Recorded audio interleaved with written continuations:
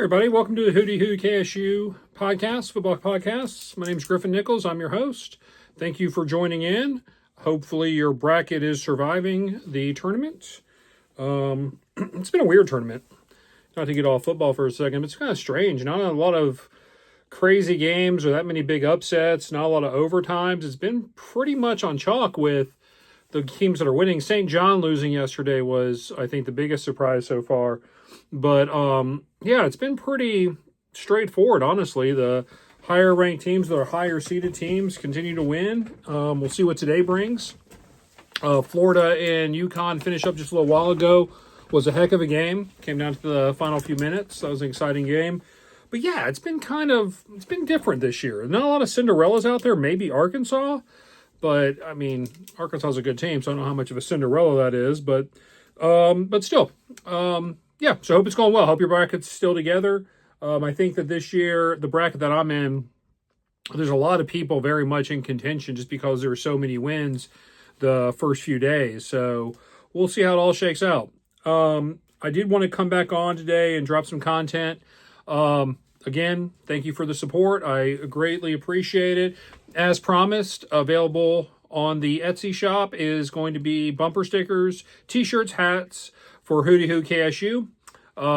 So jump on there, see if there's something that you like. There's different colors, different combinations, and any proceeds go to the store or to the show. So any help is greatly appreciated. Thank you for the views and comments from last week going over the offense. This week, I'm going to change over to the defensive side of the ball. We're getting closer and closer to the spring game. More stuff's coming out of camp, so we're kind of getting an idea of what we're looking at. Everything as far as the starters go needs to be taken with a grain of salt a little bit. It's what is projected, but we'll find out in spring. Keep in mind that also with the world that we now live in with college athletics, there's going to be movement after spring as well. There's going to be players who have lost playing time, who are looking to get out and go someplace else. So you'll have kind of a portal open up yet again.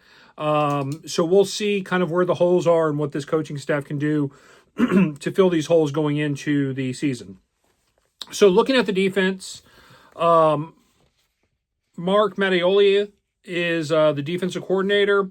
He just finished up as the head coach in the European League. Before that, he was at Vanderbilt for 5 years, before from 2015 to 2020. Before that, he was on the Stanford staff, which, if you remember those defenses, the Stanford defense especially were really good, maybe second or third in the country at one point. Really good defense. Also, when you're at Stanford, you have to work within the confines of what athletes you can get in based on the academic standards. The same is true with Vanderbilt. Not an easy school to get into. So not only are these kids who are going there, great athletes to be playing college football, but at the same time, really smart. Not to say that football players are not intelligent, just saying that it's a lot harder to get into these highly competitive academic institutions. And with that, you start to limit yourself as far as the players that you can get in the athleticism, which kind of leads us to what we're looking at now at Kennesaw State, which is the 3-4 defense that will most likely be in place. We're going to see during spring kind of what it looks like. Keep in mind, if you're attending the spring game, I think you should, but if you're attending and support this football team and this staff, for sure. If you're going, just keep in mind that everything's going to be very vanilla. You're not going to see the whole playbook by any means. Also, spring is tough to judge just because the defense and the offense have only been playing against each other, so they kind of know what to expect.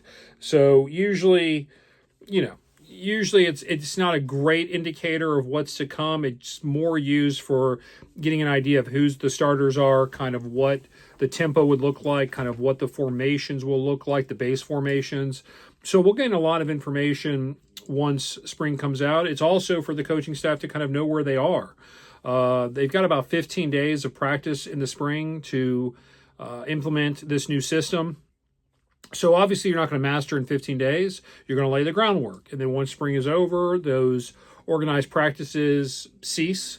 And then as you go into the late spring, early summer, it starts to be more on the strength and conditioning staff that can interact with the players, less and not as many times the coaches. and then players taking it upon themselves to practice with each other to build chemistry. So do I think that in the background there's coaches having input of some kind? Well, yeah, I mean, I do, but they can't run a legitimate practice once spring practice comes to a close. They usually will do a film study review on that Sunday after the spring game, and then that's a wrap. So here we go. With Coach Mattioli, his defensive formations is going to be a 3-4. In every indication that we have, it's going to be a 3-4. Even if you look at the depth chart right now, with the different players coming in, you're looking for that nose tackle, and I'm going to talk about that in a few minutes. But it is listed as a nose tackle, which kind of gives you a hint of what kind of defense they're running. Additionally, you're looking at the different names for the linebackers and the secondary positions. Kind of gives you a hint that there's going to be some hybrid situations there with some players. So the 3-4 is not something you see all the time. So just like me, just like you, whenever we turn college football on, you're looking at usually a 4-3. Why is that? Because the teams that you're watching on television are probably the more elite programs in the country. The elite programs in the country can get a lot of athletes on the defensive line. When you look at smaller schools, they are unable to get the same talent to run a 4-3, and therefore they have to kind of come up with a system that works for them based on the personnel that they have in the building.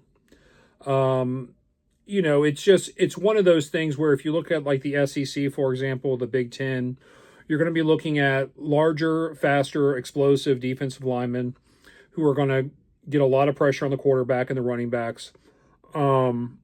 The most dominant defenses anyways don't even really need to bring much pressure from the linebackers. They can just rush their 4 defensive linemen and affect the play. And that's also a counter to a power running game, which most of those teams in those larger conferences are going to use as a power running game based on, 5 really large and athletic offensive linemen. You look at a school like Kennesaw State, those defensive players and offensive linemen, for example, are really tough to pull in. So what do? You work with kind of what you have, and that's where the 3-4 kind of came from. It also was developed to counteract a lot of the new offenses, like a spread offense, hurry-up offense, basically, and because there's so many quick pop passes and quick throwing that you needed more impact in the secondary, and it's primarily a zone. So for those of you who don't know, I'm assuming a lot of you do, but for those of you who don't know, a zone defense, you have different pockets of the field that you're responsible for. Players in that pocket that you're in, you're responsible for that player. Man-to-man is as traditional as football gets. If you've played football with some friends in the backyard and you're covering a wide receiver or vice versa, that's man-to-man. You cover that man who's going out, you prevent him from getting a pass. But the problem is in college football is there's such elite talent at the wide receiver position, the skill positions, that it's difficult to match up like that. The best defenses, if they could do it, if a defensive coordinator had their choice of defenses, they'd run man-to-man and they'd run a 4-line front on the defensive side, get pressure to the 4 linemen, and lock down the wide receivers with the elite cornerbacks. But most teams can't do that. I mean, and that's across the board. Most teams other than your super elite really can't do that. I mean, you'll see Georgia do that sometimes, Alabama, Ohio State. I mean, big names, Michigan. Penn State's another one. Just really good defensive teams. But so what do these teams do? Well, they're getting blown off the ball. So what they've done is they've developed a 3-4 defense. Okay, so a 3-4 defense. The advantages to a 3-4 defense is that you can confuse the offense. They don't know where you're bringing pressure from. What you're not going to see from a 3-4 defense is a lot of pressure being caused by the defensive linemen. The defensive lineman's job is to pick up bodies on the offensive line. So the nose tackle is the key. So the nose tackle, every single play on the defense is going up against 2 offensive linemen.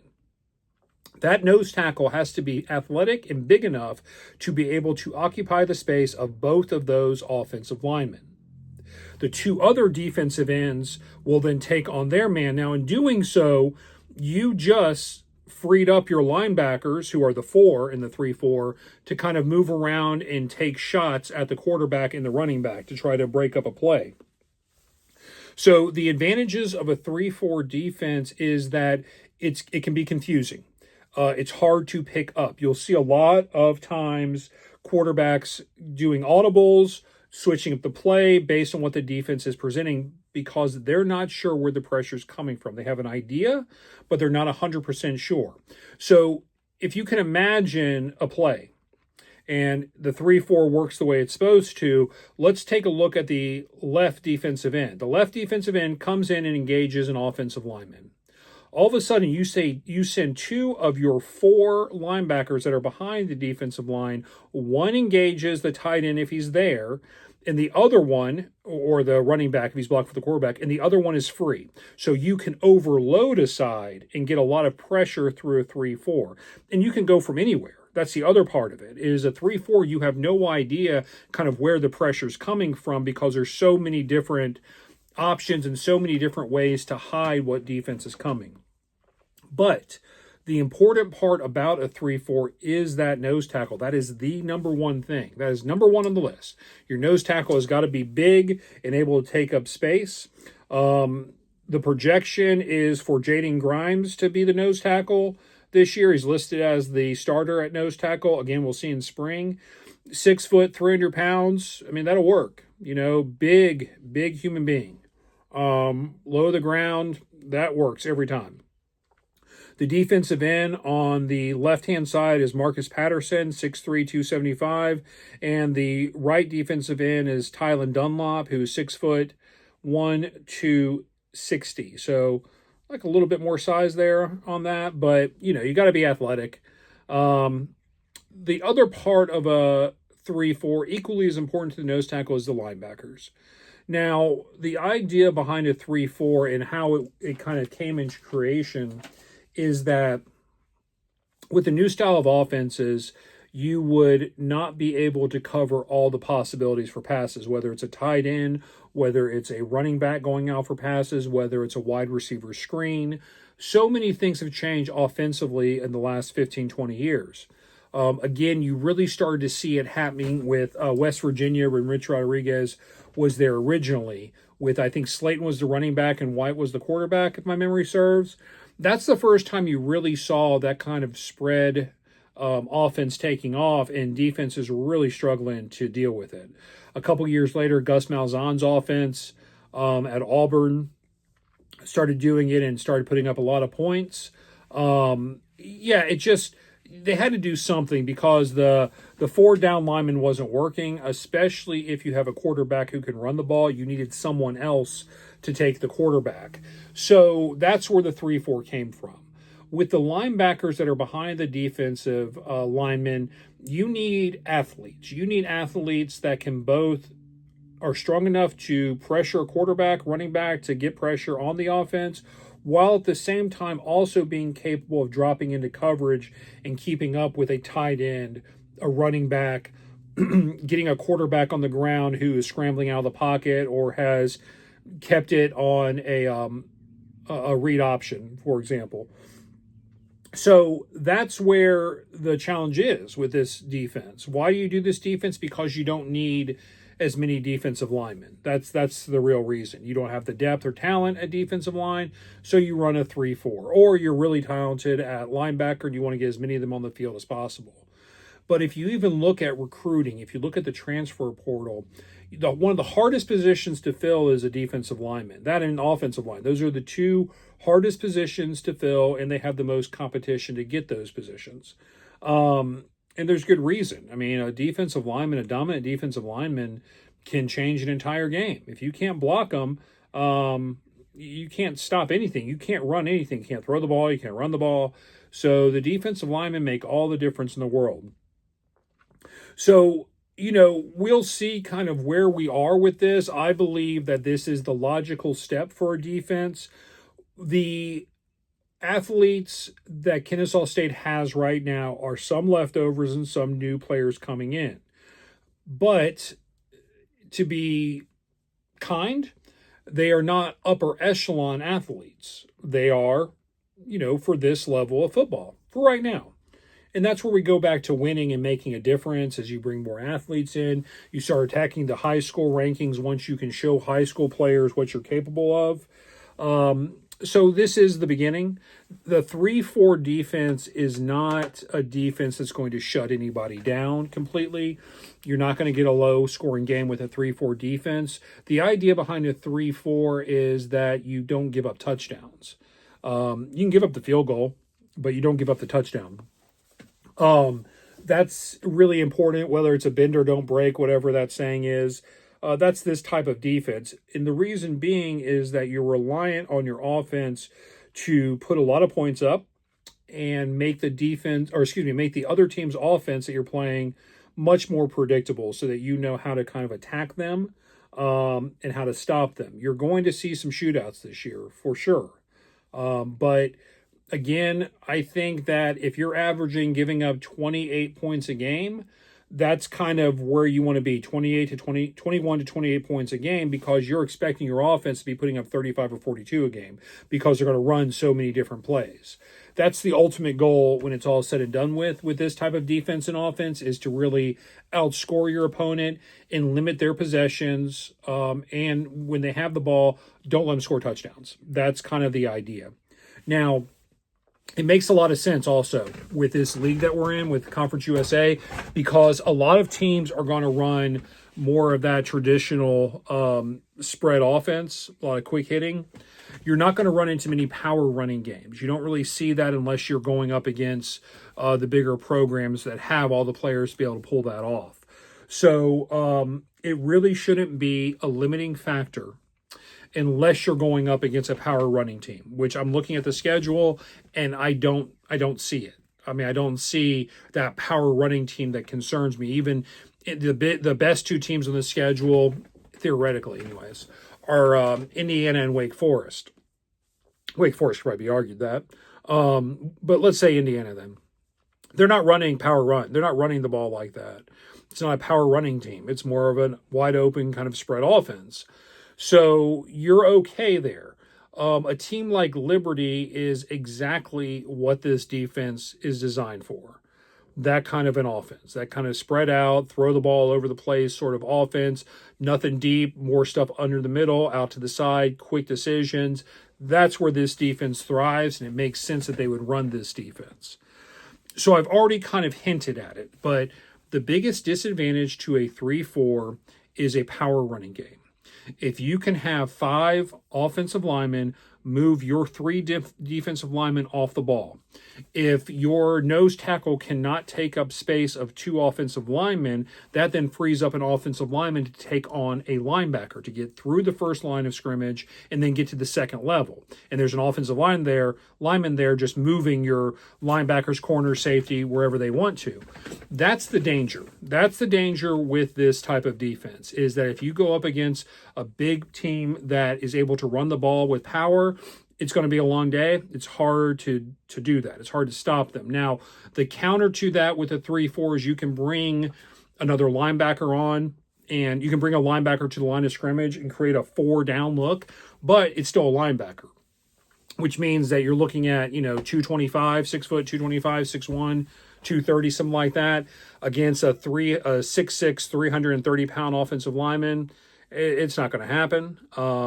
Maybe that linebacker can take the legs of the offensive lineman, but again, it creates a lot of problems. If it's a power running game, it has a lot of problems. The good news is it's unlikely you run into that anymore in this schedule. It'd probably be a bowl game if any time you're going to run into it. There just isn't the personnel on any of these teams in Conference USA to have a power running game. The offenses are all very similar, and it's a smart decision by this coaching staff, honestly, to run this defense out there. So we'll see. I think that the goal going forward is one of two things. You make a name for yourself. You get more interest at the younger levels in high school. And it's like what I said with offense last week. And because you've made a name for yourself, people want to come play with you. And if that happens, all of a sudden you have that much more talent running this 3-4, whether it's the linebackers, whether it's the defensive linemen. Or in a rainbows and unicorns kind of world, you get enough talent to where you can go to a 4-3, and that you have 4 defensive linemen that are big, that are fast, that are strong, that can start kind of causing problems for other teams. But Kennesaw State is not there. So, and even with Coach Mack, what he was saying on the offensive side of the ball, it's also the same on the defensive side of the ball, is that you have to create an offense and a defense based on the personnel that you have. No one in their right mind would think that this first year out, after how many returning players from Kennesaw State last year have left the program, and how many new players are coming in learning this system from the other places that they were at, whether they're transfer portal players or whether they are high school recruits who are probably not seeing the field. It's going to take time to get this in place. So it's why I keep going back and I keep saying 6-6, 7-5 is the goal for this year. That's the goal. The goal is to be competitive in the conference. The goal is to go to a bowl game and put this name out there. Take advantage of your television opportunities that you have all by yourself on Tuesdays and Thursdays, and make people know that Kennesaw State is a name. And how do you do that? You win. You win. And you show players what they're going to do. And when you recruit them, you say, we need you. We need you on this team because we don't have the talent right now, but you can fill that gap. You can be the difference maker. This is where I'm going to use you. This is what you're going to be doing. And that's, the best sales pitch that Kennesaw State has right now is playing time. So take advantage of that. Offer playing time, show players what's there, take full advantage of this transfer portal and junior college eligibility taking place in this new world of college football, and hop on these high school recruits that are not getting the attention they got 10 years ago. That's what you need to do. In doing so, now you're bringing talent in, and you no longer have to see what you have to determine what you're going to run. You know what you're going to run, and now you put that many more elite athletes on that side of the ball, and that's how you win. That's how you win. That's how you change your program around, and that's how you take off. So, that's it. Like I said, I want to jump on this week. We're getting light on content right now because just not a lot's going on. Everybody's focused on March Madness, and as they should. We'll have a lot more to talk about once spring takes place. So once spring takes place, basically, if you think about it, basketball's over with. Everybody's kind of now got something to talk about with what they saw after spring, and you have a better idea of what the season's going to bring. I think that rhymed. And that's kind of where we are right now. This is the slower part of the season, but I guarantee it'll start picking up here pretty soon, probably the next 2 weeks. But I did want to hop on board and just kind of talk about what we're seeing on the offensive and defensive side of the ball. And like I said, I wanted to focus on defense this week because I did offense last week. And it remains the same. It all remains the same as far as just win. Do what you can to get as many wins as you can, no matter what they look like. A 1-point win is the same thing as a 20-point win. It does not matter. It's still a win. Get your 6 wins, go bowling, and let's make this thing happen with this program. I will be at the spring game, so I'll be able to break down some things that I see. I'm looking forward to it. I really am. I'm excited to see kind of what we're going to look at, regardless if it's a vanilla offensive playbook and defensive playbook. I'm more curious just to see the speed of the players, kind of just the positioning, who's doing what does the ground game look like, what does the passing offense look like. Everything I've seen on film, similar to what I said last week, it's fast. They're going fast, and the reads are quick. Fake to the running back, or kind of mesh with the running back. If you're going to hand it off, pull it out, throw it to the tight end, throw it to the wide receiver, and just positive yardage. First downs is all you're looking at, because if you get first downs, you can go fast. On the defensive side of the ball, I'm looking at very simply to keep everything in front of them. Keep it in front of them. Don't give up the big plays, and just chip away at the offenses that you're playing against. Don't let them score touchdowns. Keep them to field goals. Frustrate them. Let your offense score points and force that that offense you're playing against, the other team's offense you're playing against, to be predictable.